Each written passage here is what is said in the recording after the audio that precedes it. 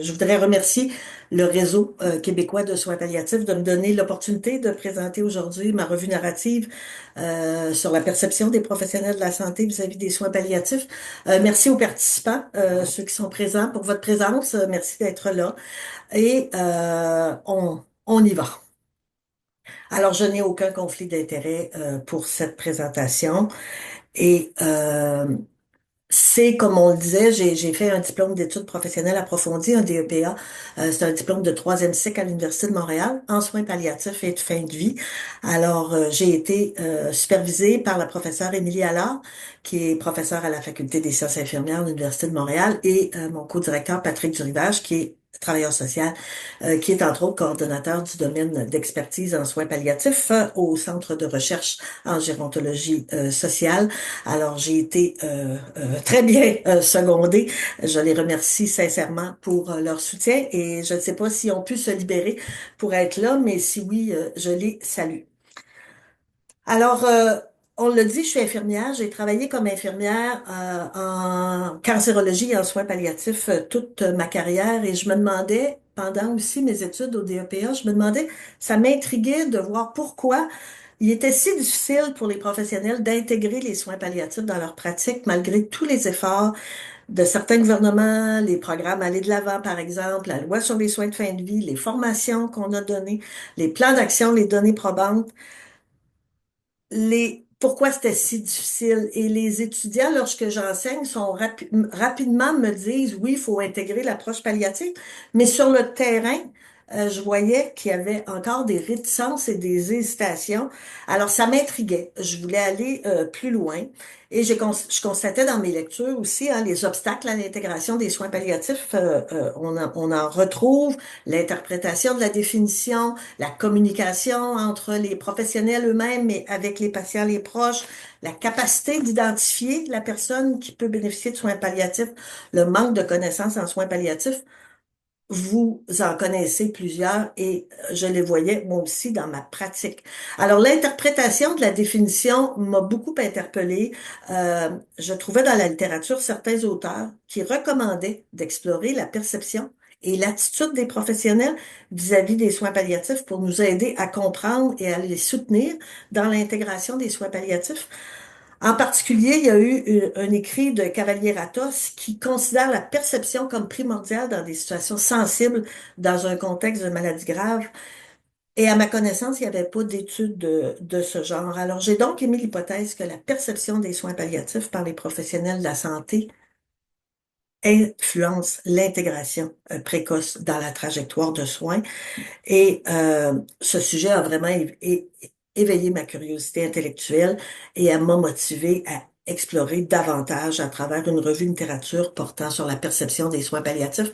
Alors, l'essai a pour objectif d'explorer l'étendue des connaissances sur la perception des professionnels de la santé vis-à-vis des soins palliatifs.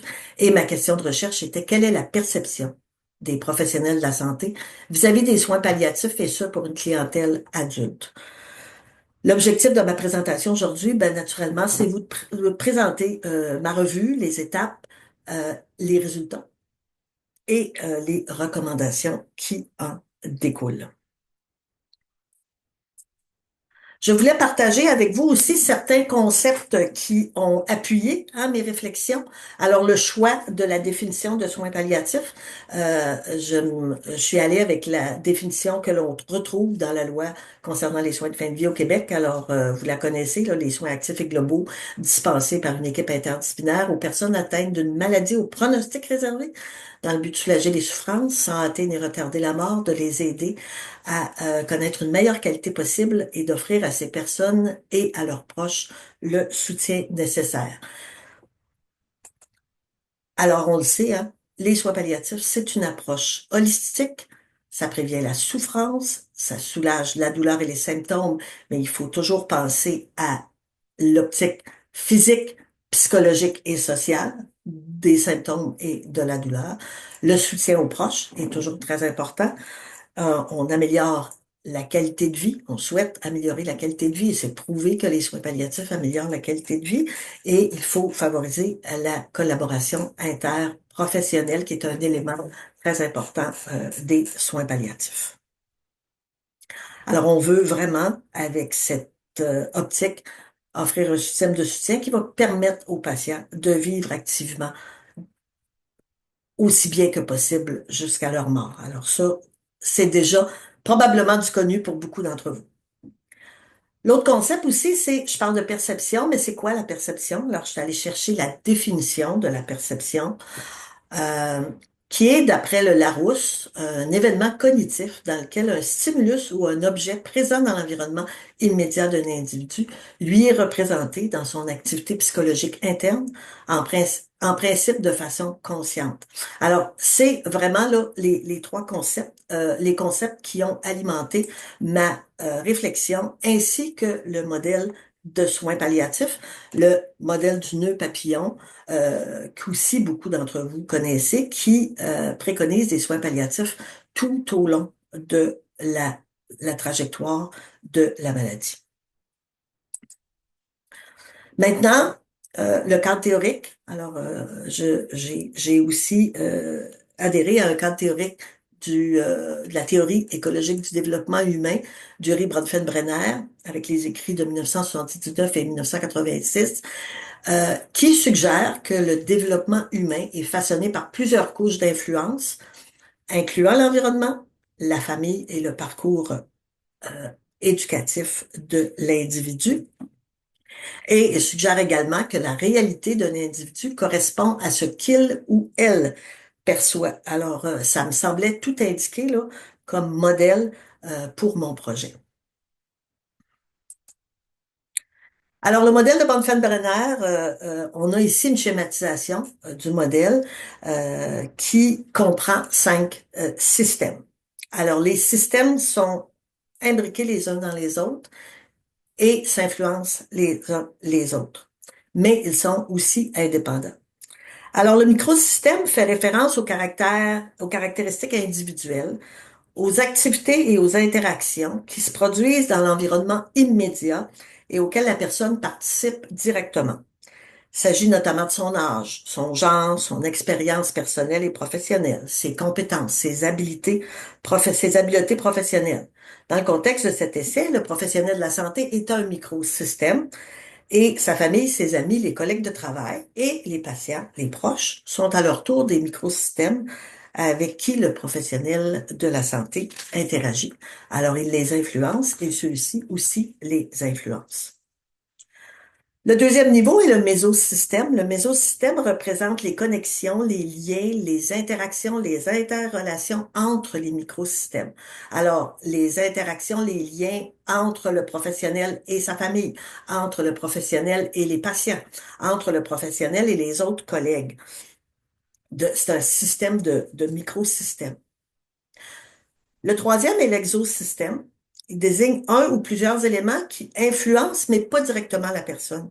La personne n'est pas directement active dans ce système, mais les décisions qui y sont prises, les interventions, les événements qui se produisent l'affectent. On peut penser, par exemple, aux gestionnaires, hein. Il y a certaines décisions des gestionnaires que l'employé ne prend pas part, il les vit.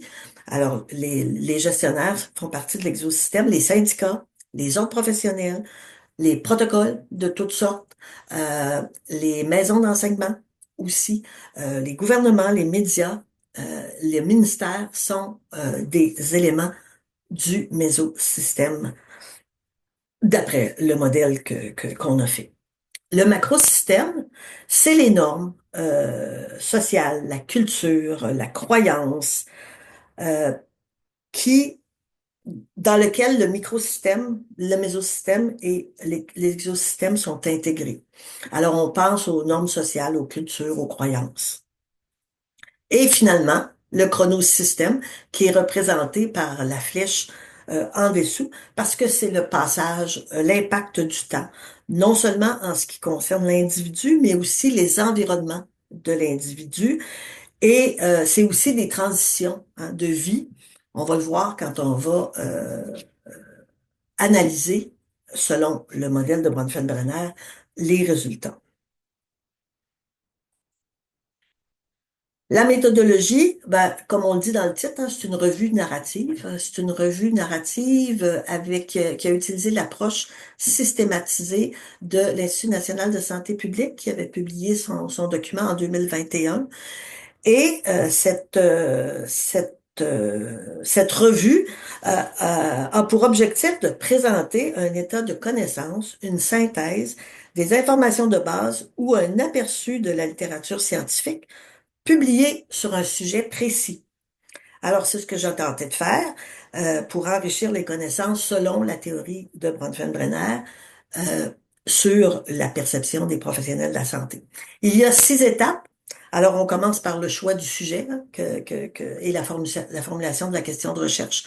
Alors, le choix du sujet, comme je vous l'expliquais d'entrée de jeu, quelle a été ma réflexion par rapport à choisir mon sujet. On fait par la suite une recherche documentaire. Alors, j'ai eu l'aide d'un bibliothécaire que je remercie infiniment pour cette recherche documentaire. S'ensuit une analyse et une évolution de la littérature. Alors, ce que j'ai fait, c'est dans mes lectures, je me suis fait un document Excel et j'ai pris note de citations qui reflétaient la perception des professionnels et j'ai codifié tout ça pour en arriver à des thèmes qu'on va voir tantôt, faire une synthèse de tout ça et rédiger mon texte. La révision a été faite par ma directrice et mon co-directeur qui ont relu là, maintes et maintes fois le tout, le texte. Pour vous parler un peu plus de la recherche documentaire, ben, je suis allée chercher 3 bases de données. Le CINAL, le Cumulative Index to Nursing and Allied Health Literature, PubMed et en base. Ça me semblait suffisant pour avoir quand même un bon éventail des écrits. Et il y a 3 concepts qui ont guidé la recherche. On cherchait l'attitude, les perceptions, les barrières. On avait un concept de professionnel de la santé et on avait le concept de soins palliatifs.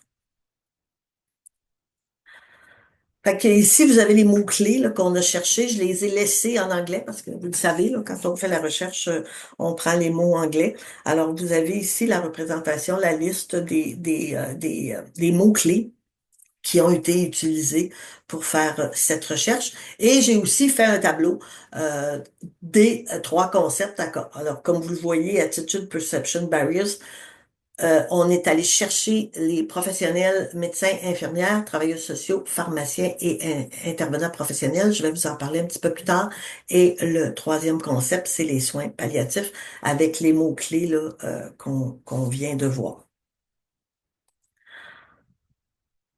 Les critères d'inclusion et d'exclusion aussi, fait que ça va bien avec des tableaux. Euh, J'allais chercher spécifiquement et explicitement la perception des professionnels de la santé. Alors, j'allais vraiment chercher des écrits. Fait que pour être inclus, les écrits devaient aborder la perception des professionnels de la santé.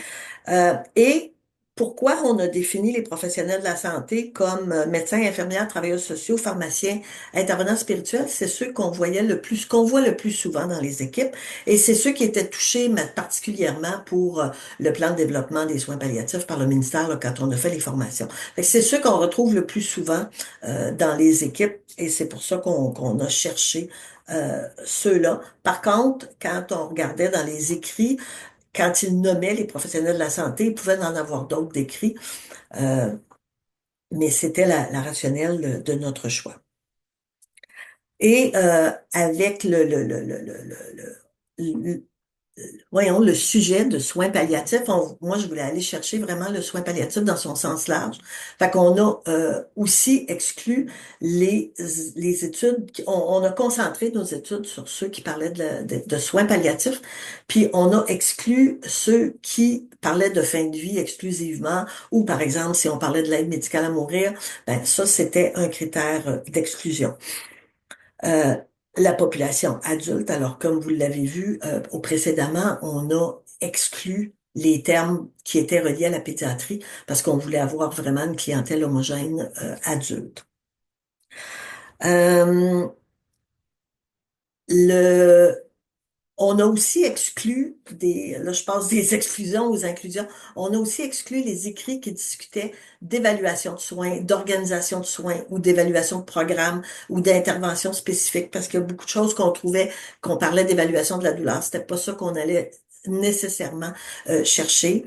Et dans les inclusions, ben, on a cherché des articles qui étaient publiés en 2012 et 2022, au moment où j'ai fait la recherche documentaire en juin 2022. Et on est allé chercher des revues de synthèse, des revues systématiques, des revues narratives pour avoir le plus d'écrits possible pour aller rejoindre le plus possible. Et naturellement, on cherchait des articles en français ou en anglais.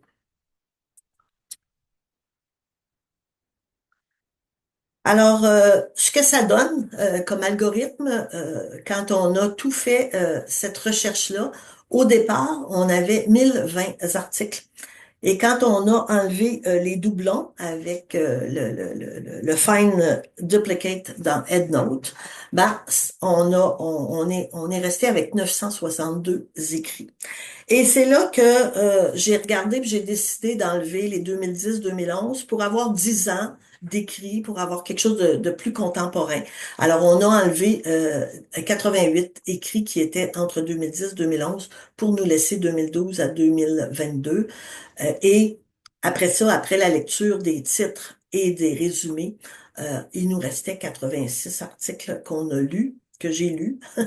Et on est revenu, on a retenu 15 articles. Et avec la recherche documentaire, moi, j'ai ajouté 4 articles que j'avais trouvés, boule de neige que j'avais dans ma bibliothèque, qui étaient pertinents à utiliser. Alors, c'est l'algorithme, c'est la démarche dans la recherche documentaire et dans la lecture que j'ai fait pour arriver à ces 15 articles retenus pour l'analyse. De ces écrits retenus, ben, un résumé un peu. euh, Quand je vous dis que c'était des méga-analyses, des revues narratives, tout ça, de ce que j'ai pu regarder dans le nombre de publications, on arrivait à peu près à un total de 521 publications. Fait que c'était quand même important. Dans les 15 écrits retenus, là, ça nous donnait 520 publications. Il y en a deux dans les 15 écrits retenus qui regroupent des études qualitatives seulement. Il y en a deux qui regroupent des études qualitatives et quantitatives. Il y en a trois qui étaient à la fois qualitatives, quantitatives et mixtes, mais aucune étude, aucun article, aucun écrit de rapport des études quantitatives seulement. Et huit ne donnaient pas là, l'indication de la nature. Huit ne nous donnaient pas le type d'étude. Et en majorité, c'était des médecins et des infirmières. Parfois, c'était juste écrit professionnels de la santé, mais la majorité des écrits parlaient de médecins. Les participants étaient des médecins ou des infirmières. Alors, de toute cette lecture, il est ressorti 6 thèmes que je vais vous partager. Le premier, là je dis premier, mais je les ai classés en termes de nombre d'écrits que j'ai trouvés qui m'ont fait, qui m'ont amené à dire, à décider de ces thèmes. Alors, les soins palliatifs sont associés à la fin de vie ou à la mort. Il y a 8 écrits qui allaient dans ce sens. Et je vous ai donné une des citations qui m'ont fait dire que les soins palliatifs sont associés à la fin de vie et à la mort. Alors, du genre qu'on voyait que dans un des écrits, que les infirmières avaient une compréhension incomplète et incorrecte des soins palliatifs, croyant que seulement les patients qui étaient près de la mort pouvaient bénéficier de soins palliatifs. Alors, c'est vraiment une croyance commune que les soins palliatifs sont associés à la fin de vie, à la mort, et que seuls les patients en fin de vie peuvent recevoir des soins palliatifs. C'est comme ça que j'ai décrit ce thème. Les soins palliatifs sont associés à des émotions négatives. Il y avait aussi 8 écrits qui allaient en ce sens. Alors, les professionnels de la santé vivent des émotions tels que le sentiment d'échec professionnel, la crainte de la réaction des patients et l'inconfort à parler de la mort. Et on voit ici que justement, des professionnels en oncologie et en hémato-oncologie ont des préoccupations à gérer leurs émotions par rapport à la discussion du diagnostic, du pronostic et des soins palliatifs, des options de soins palliatifs avec les patients et avec la famille. Ils ont des inconforts émotionnels avec la mort et le mourir. Il y a un inconfort avec les sentiments d'échec et de gérer les émotions, hein, le lien avec les patients et les membres de la famille et la difficulté à parler des réactions au diagnostic quand on dévoile le diagnostic. L'autre thème est les soins palliatifs sont associés à un diagnostic. Il y a 6 écrits qui allaient en ce sens. Alors, à la mécompréhension que les soins palliatifs sont accessibles aux personnes avec cancer terminal. Alors, c'est des croyances qu'on voyait. Alors, au début du mouvement des soins palliatifs, c'est vrai que les soins étaient associés aux patients atteints de cancer. Cette perception subsiste, pardon, encore aujourd'hui pour plusieurs professionnels de la santé, en particulier des médecins qui ne travaillent pas dans le domaine de l'oncologie. Ils ne voient pas leurs patients bénéficier de soins palliatifs. Les soins palliatifs sont associés à l'absence d'options thérapeutiques curatives. Alors, il y avait 5 écrits à cet effet. Les professionnels de la santé croient que les soins palliatifs ne sont offerts que lorsqu'il n'y a plus de traitement curatif possible. Parallèlement, les soins palliatifs ne sont pas offerts parce que les professionnels de la santé, en particulier les médecins, oncologues, hématologues et cardiologues, de ce que j'avais dans les écrits, croient qu'il y a toujours une chance de guérison. Alors, on continue à offrir des traitements, mais en même temps, on ne croit pas que comme le démontre cette citation, on ne croit pas que les soins palliatifs peuvent être donnés en même temps que des traitements et que les soins palliatifs sont offerts quand il n'y a plus d'options possibles de traitement. Et aussi, les soins palliatifs sont associés à la perte d'espoir. Il y avait 5 écrits là-dessus que les professionnels de la santé croient que d'offrir des soins palliatifs va influencer l'espoir chez les patients en lien avec la réponse au traitement. Alors, soit il va y avoir une diminution d'espoir ou carrément une description. Alors, les médecins avaient soulevé une préoccupation sur l'humeur des patients, son espoir et le désir d'avoir des traitements si on faisait une consultation en soins palliatifs. Alors, encore une fois, ce n'est que c'est des exemples de citations, là. J'ai un tableau complet dans le document complet. Et les soins palliatifs sont associés à l'âge de la personne. Alors, il y a 2 articles, 2 écrits qui parlaient de l'âge du patient, qui étaient cités comme étant une barrière aux soins palliatifs. On percevait que la personne qui était plus âgée, la mort était attendue, alors ils avaient moins besoin de soins palliatifs versus les patients plus jeunes qui semblaient mériter plus de soins palliatifs comparativement aux personnes âgées. Alors c'est vraiment une citation là, c'est pas moi qui le dis, c'est Lily Senderovitch. Alors voici ce que la schématisation de ces systèmes la perception des professionnels de la santé vis-à-vis les soins palliatifs, ben pour moi, c'est que c'est la fin de vie, la mort, les émotions négatives, le diagnostic, le manque d'options thérapeutiques, l'âge et la perte d'espoir. C'est ce que les soins palliatifs, les professionnels de la santé perçoivent d'après ce que j'ai lu, que j'ai analysé comme étant la perception des soins palliatifs. Maintenant, je pense que je vais bien au niveau du temps. Maintenant, l'analyse selon le modèle de Brenfen-Brenner. Alors, j'aimerais discuter de l'influence des différents systèmes qu'on a vus tantôt sur les thèmes soulevés. Alors, on a ici euh, la perception vis-à-vis des soins palliatifs, nos systèmes et les systèmes qui influencent cette perception, les 5 systèmes de Bronfenbrenner. Alors, il est clair pour moi que les thèmes dégagés de cette revue convergent vers une incompréhension de cette définition de soins palliatifs et une mauvaise interprétation par les professionnels de la santé, particulièrement les médecins et les infirmières, parce que c'est ceux qui étaient en majorité là, dans nos écrits. À notre connaissance, aucune étude emprunte la théorie de Bronfenbrenner pour explorer la perception des professionnels, alors de manière inductive, guidée par mon expérience professionnelle, par mes connaissances et mon cheminement dans le parcours du DEPA. J'ai fait des liens entre les résultats découlant de la revue narrative et l'influence des différents systèmes. Alors moi, je crois que les thèmes associés aux perceptions des professionnels de la santé soulevés dans cette revue de littérature peuvent être influencés par tous les systèmes du modèle de Bronfenbrenner et à des degrés différents et à de l'intensité différente. Alors, au centre du modèle, on retrouve la perception qui est influencée par chacun des systèmes, comme on le voit dans les bulles, et les systèmes s'influencent entre eux aussi. Alors, on peut avoir des perceptions qui sont influencées par plusieurs systèmes, mais les plusieurs systèmes s'influencent aussi, là, comme on voit les flèches doubles, malgré qu'ils demeurent indépendants encore, là, ces systèmes. Alors, si on regarde plus en détail, le microsystème, hein, on a vu la définition, c'est de la perception tantôt.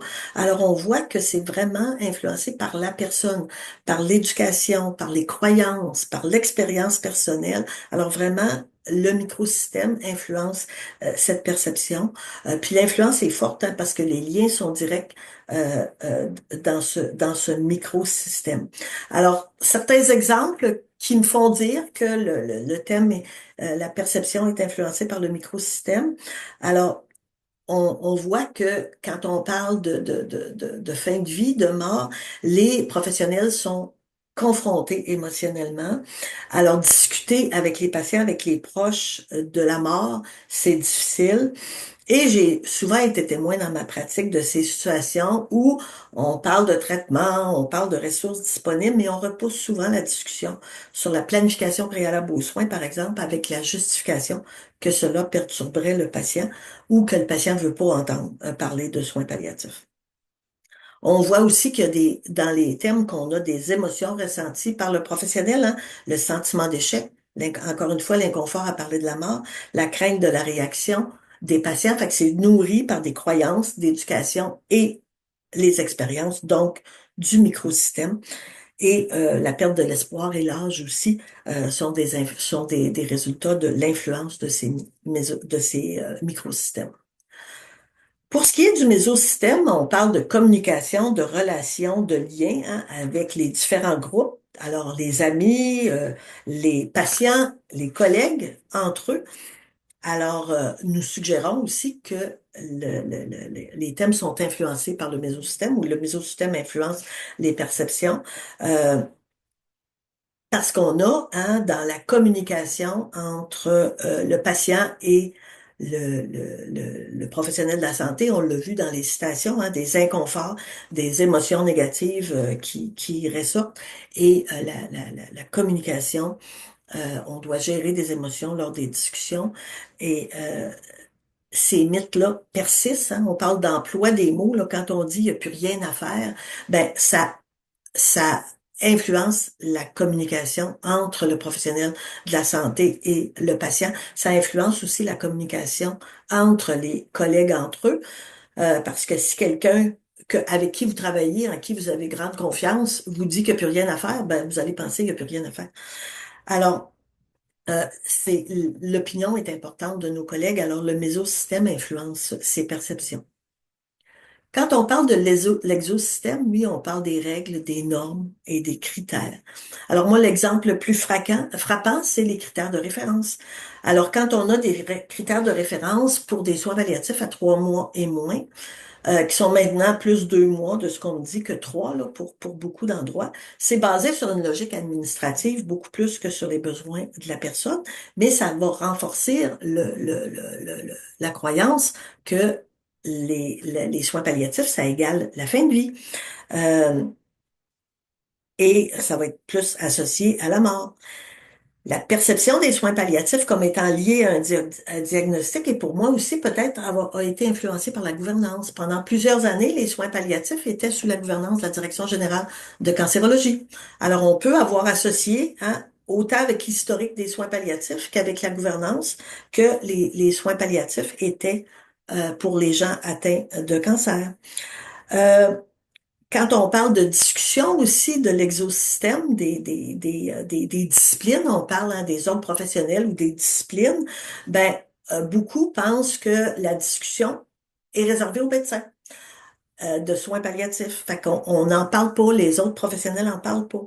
Pourtant, c'est pas... Oui, le niveau de soins, par exemple, est une signature du médecin, mais ça empêche pas les professionnels de discuter de soins palliatifs, d'une approche palliative avec les patients quand on sait que le pronostic est réservé. Un autre exemple de l'exosystème, si on parle des résidents, par exemple, qui ont des stages sur des unités de soins PAL, ben, ça va, comme les durées de séjour sont très courtes, ben, ça va renforcer l'idée que les soins palliatifs sont la fin de vie. C'est celui-là que je donne beaucoup comme exemple, là, mais euh, il y en a d'autres aussi, comme l'influence de l'organisation des soins, de l'exosystème.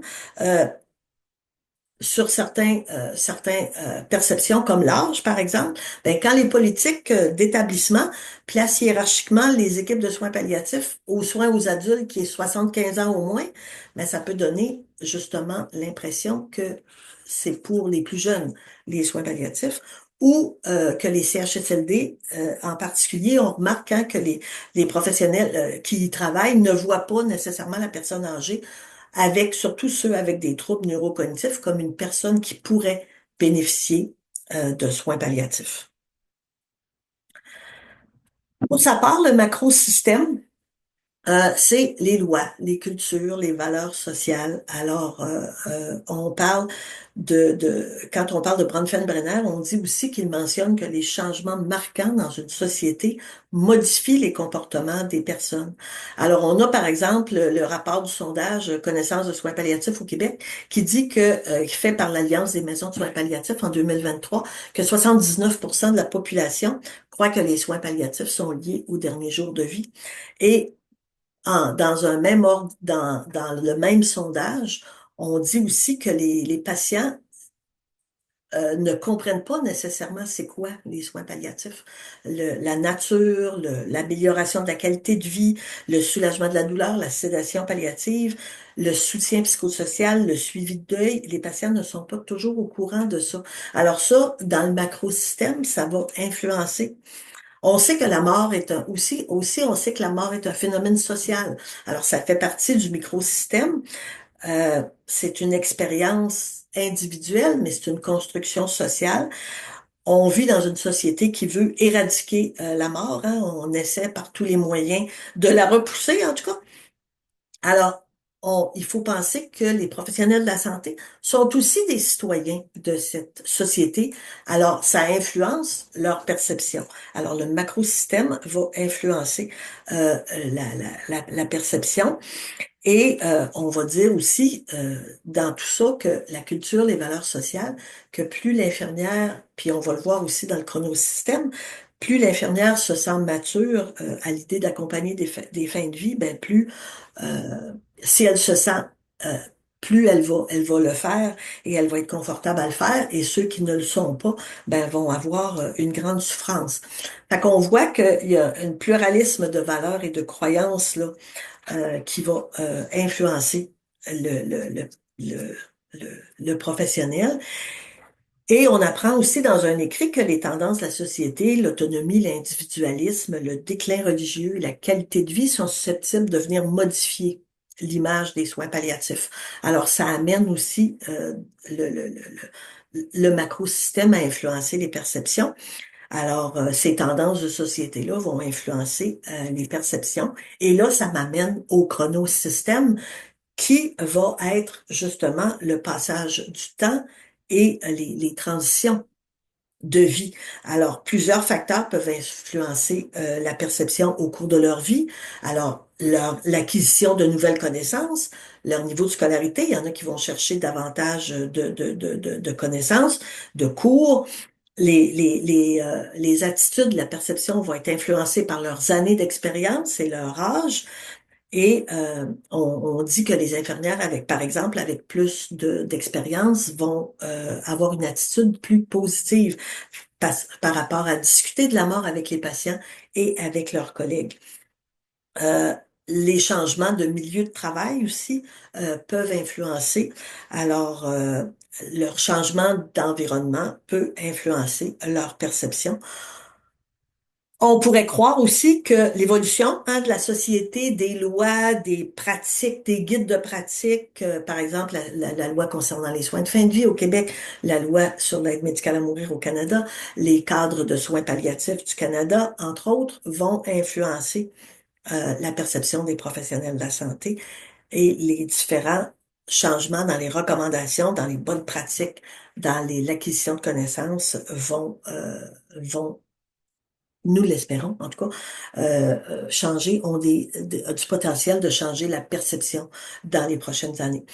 Alors, on voit que les systèmes s'influencent, en tout cas, moi j'ai vu, nous avons vu que les systèmes s'influencent les uns les autres, influencent la perception des professionnels de la santé, très certainement, et que la perception peut être influencée aussi par plus d'un système, à des stades, à des degrés et à des moments différents et que la perception des soins palliatifs soit assistée à des fins de vie, par exemple, vont freiner les professionnels à discuter des soins palliatifs avec les patients, car leur perception va être associée à des émotions négatives, l'inconfort de parler de la mort, la crainte de la réaction des patients. Alors, vous voyez, il y a plusieurs thèmes qui se recoupent.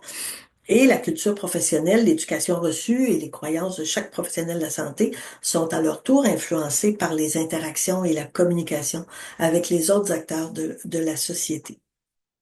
Alors, c'est le résumé là, de l'analyse que nous avons fait selon l'article de Bronfenbrenner. Les recommandations maintenant. Alors, nous avons fait des recommandations à 3 niveaux. Alors, sur la formation, l'éducation, l'enseignement, sur l'organisation des soins et sur la recherche. Par rapport à la formation, l'éducation et l'enseignement, c'est sûr que je vais parler de formation initiale et continue pour les professionnels, puis j'inclus les gestionnaires là-dedans parce qu'ils ont besoin de soutien eux aussi pour les décisions qu'ils prennent, pour le soutien qu'ils donnent à leurs employés. Alors, une formation initiale, mais qui cible les obstacles identifiés, là. Il faut aller ébranler les croyances, il faut aller confronter les valeurs pour toucher au microsystème de l'individu. Alors, il faut parler d'histoire, il faut parler de philosophie, de soins palliatifs. Il faut expliquer qu'est-ce que c'est les soins palliatifs, qu'est-ce que ce n'est pas. Alors, vraiment clarifier la définition parce qu'il y a de toute évidence une incompréhension, ébranler les mythes et les croyances, comme je le disais, et ça, c'est pas rien. Alors peut-être avec du mentorat et la littératie de la population en matière de soins palliatifs, parce que la population aussi dans le microsystème va amener des changements, va demander des changements. On parle entre autres pour la clientèle non oncologique, ben, les patients dans le rapport de l'Alliance des maisons de soins palliatifs, on disait que les patients qui étaient atteints de maladies chroniques non oncologiques demandaient des soins palliatifs. Mais il faut travailler sur la littératie de la population pour qu'ils comprennent c'est quoi les soins palliatifs, pour qu'ils sachent qu'est-ce qui en retourne, qu'est-ce que ça inclut, les soins palliatifs, pour avoir moins peur des soins palliatifs et que la perception soit mieux. La formation sur la communication des sujets difficiles, ça revient souvent. Parler de la mort, c'est difficile pour plusieurs personnes. Alors, il faut les aider à travailler là-dessus, réduire l'inconfort de parler de la mort, développer l'aisance à parler de soins palliatifs, souhaits personnels, fin de vie, planifier. Ça veut pas dire qu'on ne fait plus rien, on fait différemment. Il faut changer notre discours et avec des changements au niveau micro, méso et exo particulièrement là, comme on l'a vu tantôt, pour amener justement des changements dans ces domaines et peut-être des simulations justement pour les aider à être capables de parler de la mort. Je dis pas que ça se fait pas maintenant, mais de davantage travailler là-dessus. Pour ce qui est de l'organisation des soins, ben, peut-être réviser les critères d'admissibilité. Je comprends la difficulté de ressources, mais peut-être que ces critères d'admissibilité-là répondent peu aux besoins du patient. Oui, c'est important l'administratif, mais peut-être regarder qu'est-ce qu'on pourrait faire avec les critères d'admissibilité, autant au niveau du pronostic, aller vers les besoins, autant au niveau du diagnostic, parce qu'il y a encore des équipes, il y a encore des services qui demandent d'être atteint d'un cancer pour l'admissibilité aux soins palliatifs. Peut-être changer le nom des unités de soins palliatifs ou des services de soins palliatifs. Il y en a qui l'ont déjà fait. On parle à clinique de soulagement de la douleur, on parle de clinique espoir qui vont peut-être amener des résultats différents. Je pense qu'il faut vraiment, au niveau de l'organisation des soins, diffuser et utiliser l'outil, entre autres l'outil clinique de détection précoce, là, l'approche palliative intégrée, quand et comment. Si vous le connaissez pas, allez le chercher. C'est facile de le trouver. Approche palliative intégrée, quand et comment. Il faut le travailler, il faut le diffuser dans les équipes, il faut l'utiliser pour être capable d'identifier les personnes en soins PAL et d'être capable, toutes les équipes, d'après le plan de développement de soins palliatifs du ministère, toutes les équipes devraient être en mesure de donner des soins palliatifs de base. Alors, d'identifier les personnes, c'est important. Encourager les discussions préalables aux soins. Alors, le niveau de soins, les directives médicales anticipées, encourager ces discussions-là, favoriser le travail interdisciplinaire. Il y avait une recherche québécoise d'ailleurs qui parlait du travail interdisciplinaire, de l'encourager, de créer des espaces de dialogue. Fait que ça aussi, pour les gestionnaires, là, d'aider les équipes à travailler, de leur donner du temps en interdisciplinarité, de créer des espaces de dialogue et peut-être revoir aussi les programmes de stage. Euh, c'est pas dans mon essai, mais en préparant, je me disais, ah, peut-être que ça serait intéressant justement d'envoyer des stagiaires dans des cliniques de maladies chroniques où on voit des gens en insuffisance rénale, en insuffisance cardiaque, en insuffisance respiratoire, qui ont des pronostics sombres, qui ont une évolution de la maladie, pour aller voir comment on introduit les soins palliatifs et comment ces patients-là pourraient bénéficier de soins palliatifs. Au niveau de la recherche, bien, comme je vous disais, les recherches ont été faites dans plusieurs pays et on ne sait pas toujours, c'était des professionnels, toutes disciplines confondues. Alors, ça pourrait être intéressant d'aller faire des études, soit québécoises ou canadiennes, sur la perception des professionnels vis-à-vis des soins palliatifs ici, chez nous, mais aussi par discipline. Alors, qu'est-ce que les médecins en pensent? Qu'est-ce que les travailleurs sociaux en pensent? Qu'est-ce que les médecins en pensent? Ça pourrait être intéressant. Je lance la perche à certains chercheurs, certains étudiants. Euh, Explorer l'influence du microsystème, alors la croyance des professionnels et de l'exosystème, les valeurs de la discipline qui est importante sur l'introduction des soins palliatifs, particulièrement pour les maladies chroniques non oncologiques et d'explorer les besoins de la population dans le macrosystème pour assurer qu'on introduise davantage les soins palliatifs dans le microsystème. Alors, bien sûr, comme toute étude, il y avait des limites. Alors, comme je l'ai dit quelquefois, là, la profession des participants inclus dans les études n'était pas toujours connue. Parfois, on parlait professionnels de la santé, on ne les nommait pas. Et c'était pas toujours clair si les personnes travaillaient en soins palliatifs ou non, parce que ça aussi, peut-être, ça peut faire une différence sur la perception qu'on peut avoir. Je n'ai pas ajouté dans le document de la bibliographie parce que vous auriez eu 5, 6, 7 diapos de plus, mais je vous donne le lien vers le document complet qui est maintenant à la bibliothèque de l'Université de Montréal, qui est facilement accessible et où vous êtes. Pour ceux que ça intéresse, allez le lire au complet, mais aussi, si vous voulez la bibliographie, euh, pouvoir la récupérer. Alors, vous avez ici le lien. Alors, en conclusion, J'espère bien humblement avoir contribué à l'acquisition de nouvelles connaissances avec cette revue narrative.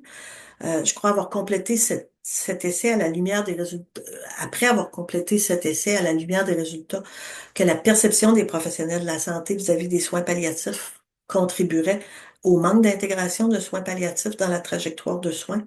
En conséquence, on prive des personnes de soins qui seraient appropriés à leur état de santé, mais aussi il y a des impacts négatifs connus d'une intégration tardive, comme l'acharnement thérapeutique, les souffrances inutiles, l'utilisation inadéquate du système de santé. Je crois qu'il faut y réfléchir et poser des gestes pour améliorer la situation.